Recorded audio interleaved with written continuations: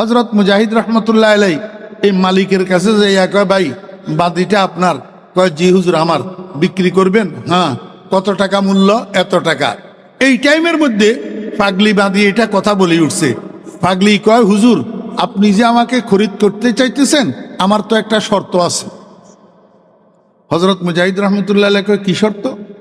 কয়, ফজরের পর থেকে এশার নামাজ পর্যন্ত আপনি আমাকে যত কাজের অর্ডার দিবেন আমি মানব, কিন্তু এশার নামাজের পর থেকে ফজর পর্যন্ত রাত্রিকালীন যদি কোনো কাজের অর্ডার দেন আমি মানতে পারবো না। হযরত মুজাহিদ রহমতুল্লাহ আলাই মনে করছে পাগলিবাদী, দুর্বল শরীর, রাত্রে যদি কাজের হুকুম দেয়া হয় ঘুমের ব্যাঘাত হবে, এই জন্য আগে ভাগে শর্ত করে নিতেছে। হযরত মুজাহিদ রহমতুল্লাহ আলাই বলেন, ঠিক আছে, তোর মন যা চায় তা করিস, আমার ঘরে কাজের তেমন চাপ নাই। খরিদ করে নিয়ে গেছে। বাড়িতে নিয়ে একটা কাঁচাঘর, কাচ্চাঘর চিনেননি? এখন তো কাচ্চাঘর চিনেও দেয়। হ্যাঁ, বাঁশের খুঁটি অথবা গাছের খুঁটি দিয়া উপরের টিন অথবা সনের ছানি দিয়া যেই ঘর বানানো হয়, চতুর্দিকে বাঁশের বেড়া দিয়া যে বাউন্ডারি দেওয়া হয়, এগুলার নাম কাচ্চাঘর। এই কাচ্চাঘর একটার মাঝখানে বাঁশের বেড়ার পার্টিশন, বাঁশের বেড়ার এই পার্টিশনের এক পাশে হযরত মুজাহিদ রহমতুল্লাহ আলাই রাত্রি যাপন করেন, আরেক পাশে থাকতে দিছে বান্দি এটারে। এইভাবে দিন রাত যাইতেছে। কিছুদিন পরে এক রাত্রের গভীরে হযরত মুজাহিদ রহমতুল্লাহ আলাইয়ের ঘুম ভাঙি গেছে একটা আওয়াজে। একটা কোন দিক থেকে গুনগুন গুনগুন গুনগুন একটা আওয়াজ আসি হযরত মুজাহিদ রহমতুল্লাহ আলাইয়ের কানে লাগতেছে। হযরত মুজাহিদ রহমতুল্লাহ আরো একটু ভালোভাবে সজাগ হইয়া বালিশের থেকে মাথারে পৃথক করিয়া শোনার চেষ্টা করি, বুঝতে পারছেন, কনফার্ম হইছেন যে এই আওয়াজটা বেশি দূরের আওয়াজ না, ওই বেড়ার ওই পাশ থেকে আওয়াজটা আসতেছে। পাগলি বাঁধি এটা বসে বসে আল্লাহর দরবারে কাঁদতেছে আর দোয়া করতেছে। কি কয়? পাগলি বাঁধি কয়, আল্লাহ তুমি যে আমাকে মহব্বত করো কোনো সন্দেহ নাই, মাওলাই করিম তুমি যে আমাকে মহব্বত করো সেই মহব্বতের কসম দিয়া তোমার কাছে জীবনের গুনাহগুলা মাপ চাইতেছি। আমাকে যে তুমি মহব্বত করো সেই মহব্বতের উসিলায় আমার জীবনের গুনাহগুলা মাফ করে দাও। বুঝে থাকলে বলুন তো কথাটা ভালো না খারাপ? হ্যাঁ, কিন্তু হযরত মুজাহিদ রহমতুল্লাহ আলাইহির কাছে খারাপ লাগছে। হযরত মুজাহিদ রহমতুল্লাহ আলাইহি দিছে ডাক, এই বাদী এদিকে আস।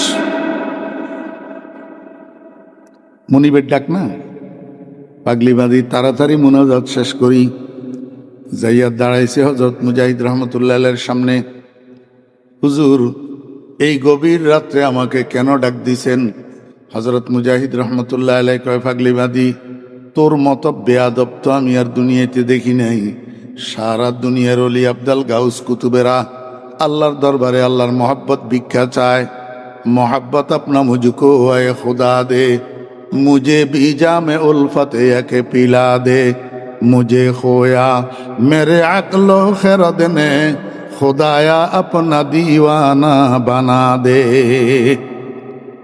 সারা দুনিয়ার ওলি আবদালেরা আল্লাহর কাছে আল্লাহর मोहब्बत ভিক্ষা চায়, আর তুই কিনা পাগলি বাদী আল্লাহর কাছে আল্লাহর মোহাব্বতের কসম দিয়া গুনাহ মাপ চাইতেছিস। ও পাগলি, জানিস কেমনে তুই আরশে আজিম থেকে তোর কাছে চিঠিপত্র আসছে নাকি? আল্লাহ যে তোরে মহব্বত করে কনফার্মলি কেমনে বলতে পারলি? আমার বেয়েরা দোস্ত আবাব, দেখতে পাগলের মতো লাগে। এখন এই পাগলি হযরত মুজাহিদ রহমতুল্লাহ আলাইহির মতো এত বড় মুহাদ্দিসকে হাদিস বয়ান করিয়া শোনায়। পাগলিবাদী গো মুজাহিদ, আপনি আমাকে চিনেন না, কিন্তু আমি আপনাকে ভালো রকম চিনি। আপনি তো উচ্চ মর্যাদা সম্পন্ন মুহাদ্দিস, কিন্তু এখন দেখতেছি আপনার কাছে আল্লাহর হাবিবের একখানা হাদিস পৌঁছে নাই। قال رسول الله صلى الله عليه وسلم إذا أراد الله بعبد خيرا استعمله الله। قالوا كيف استعمله الله يا رسول الله؟ قال يوفقه الله للعمل الصالح قبل الموت। ও মুজাহিদ, আল্লাহর হাবিব তো ইরশাদ করলেন, আল্লাহ পাক যখন কোনো মানুষের কল্যাণ চায়, আল্লাহ পাক যখন কোনো মানুষের মঙ্গল চায়, আল্লাহ পাক যখন কোনো মানুষকে মহব্বত করে, ওই মানুষটাকে মৃত্যুর আগে আগে আল্লাহ পাক নেক কাজের তৌফিক দিয়া নেক কাজের মধ্যে ব্যবহার করে। যদি আল্লাহর হাবিবের হাদিস সত্য হয়, ও মুজাহিদ, সারা দুনিয়ার মানুষ ঘুমায়, আপনিও তো ঘুমাইতেছেন, সারা দুনিয়া নীরব নিস্তব্ধ হইয়া রইছে, আল্লাহ পাকের ইবাদতের মার্কেটটা ঠান্ডা হইয়া রইছে। এই সময়ের মধ্যে আল্লাহ পাক আমার মতো একটা পাগলি বাঁধিকে ঘুম থেকে জাগাইলেন, ঠান্ডা পানি দিয়ে ওযু করাইলেন, তাহাজ্জুদের নামাজ পড়াইলেন, আবার নামাজের মুসল্লায় বসাইয়া আল্লাহর দরবারে আমাকে কান্দায়। আপনি কি মনে করেন আমি নিজে নিজে এমনি এমনি কান্দি? না, আমি যখন আল্লাহর দরবারে হাত উঠাই, গায়েবের থেকে একটা আওয়াজ আমাকে ডাকিয়া ডাকিয়া কয়, খুশনু মায়দ নালায়ে সবাহায়ে তু, খুশনু মায়দ নালায়ে সবাহায়ে তু, জওকে হাদা রমজে ইয়া রবহায়ে তু। ও পাগলি, তুই যখন হাত উঠাইয়া আমার দরবারে বসিস, তোর কান্নাটা আমার বড় পছন্দ, এই জন্য আমি চাই তোরে আরেকটু কাঁদাইতে। ও বান্দি, তুই আরেকটু বসিয়া বসিয়া কাঁদ। তুই যত আমাকে ডাকিস, আমার দরবারে কান্দিস, তত আমার কাছে ভালো লাগে। কেরামত কর দিয়া যে খেদমত পসন্দি, কেরামত কর দিয়া যে খেদমত পসন্দি, বতৌফিক সজুদম সর বুলন্দি, জুবানম রা বজিক্রে খুদ কুশাদি, দিলম রা জওকে ইয়াদে খেশদাদি। আমার ভাইরা, দোস্ত বাপ, হযরত মুজাহিদ রহমতুল্লাহ আলাইহি আতকি উঠছে। ওরে বাপরে বাপ, দেখতে পাগলের মতো লাগে। এখন ফাগলিয়ে আমারে হাদিস শুনাইল। আসলে তো এই হাদিস আমার কাছে পৌঁছে নাই। আমার বেয়েরা, হযরত মুজাহিদ রহমতুল্লাহ আলাইহি কো, পাগলি, আমি মনে করছিলাম তুই সাধারণ একটা বাদী, এখন দেখি তো তুই সাধারণ বাদী না, তুই তো এক মহিয়সী নারী, তুই তো অসাধারণ আল্লাহর এক বান্দি। আমি তোকে আজকের এই মুহূর্তে স্বাধীন করে দিলাম, মুক্ত করে দিলাম। গোলামির জিন্দেগি তোকে আর যাপন করতে হবে না। তবে তোকে যেদিন আমি খরিদ করতেছিলাম, সেদিন তুই আমাকে একটা শর্ত দিয়েছিলি, আমি তোর শর্তটা মেনে নিয়েছিলাম।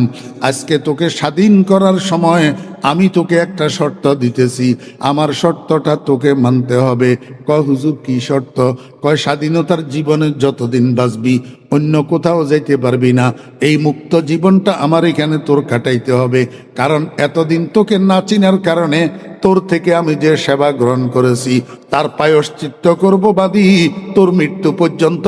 আমি মুজাহিদ তোর সেবা করিয়া করিয়া। বসিদ কাকস কে জদ্দর আশিকি গাম, বসিদ কাকস কে জদ্দর আশিকি গাম, বমাশুকি বরায়দ আখিরশ নাম, আসিরে ইশক শোকন্দি শাইনাস্ত, হামা সাহেব দিলারা পেশাইনাস্ত, আসিরে ইশক শোকাজাদে বাসি, গমশ বরসি না নেতা সাদে বাসি। আমরা তো বুঝি না দোস্ত, আমরা তো মানুষের দুয়ারে দুয়ারে ঘুরি, আমরা তো মানুষের দরজায় দরজায় ঠোকর খাই। আল্লাহ কো, ও বান্দা, মানুষের দরজায় দরজায় ঠোকর খাইস না, তুই একজন আমার পাগল হইয়া যা, আমি সারা দুনিয়ারে তোর পাগল বানাইয়া দিমু।